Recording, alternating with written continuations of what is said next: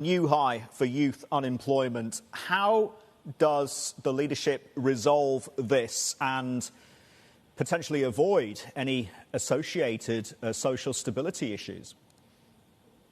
Yeah, Sri, this has been a long-standing problem, of course, with the Chinese economy. The amount of employment that is being generated, especially among the young, new college graduates, new high school graduates, and so on, has been quite weak. But the hope that the government had was that moving towards a service sector-led economy, towards an economy that was less driven by heavy manufacturing and capital-intensive production, would be the salvation in terms of employment and in terms of reducing unemployment. But at a time like this, when the economy is slowing, the government does seem to be trying to retreat to its old playbook. And certainly, the services sector cannot do well at a time when consumer demand is weakening because of the COVID-related shutdowns and other factors. So I think the government is going to be very sensitive to this issue. We'll probably see a little more fiscal support, but realistically, unless the services sector begins to pick back up, it's going to be hard to see how unemployment is going to be managed.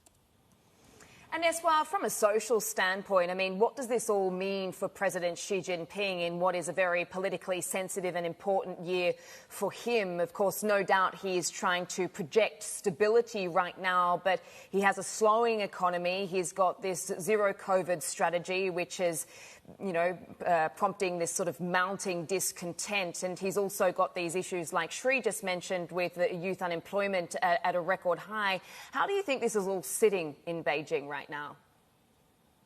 As you correctly mentioned, what Xi Jinping really wants to convey is a message that he and his government are competent and will provide stability and decent economic growth. Right now, certainly, the promise on the last of those items, economic growth, is certainly not coming in. But I think the government, and we see this from the PBOC's actions, seems very committed to conveying that things are under control. There is no real need to panic, that they have the big issues, including the housing market, including the COVID, all under control, and that their policies will eventually pay off.